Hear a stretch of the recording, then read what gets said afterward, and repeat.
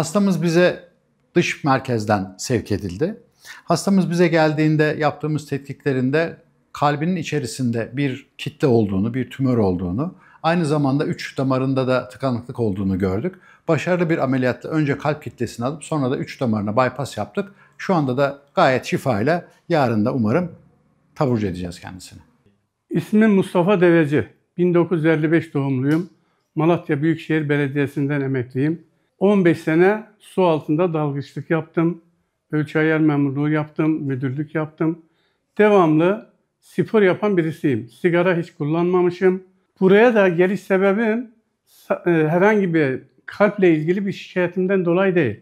Bir film çekildi. O filmde bir kitle olduğu söylendi. Onu da almak için anjiyo olmam gerektiği söylendi. Anjiyo olunca da 3 tane damarımın tıkalı olduğunu ve ameliyatta bunu ikisini birden 2 ameliyat sayılır. Birisi kitlenin alınması, birisi de açık kalp ameliyatı, anjiyo diyorlar. Ona yapılması gerektiğini söylediler ve ameliyat oldum. Ameliyatım çok başarılı geçti. Ameliyatın başından sonuna kadar, şu ana kadar en ufak faydası olanların hepsine teşekkür ediyorum. Bir hastaneden de ancak bu kadar beklenir.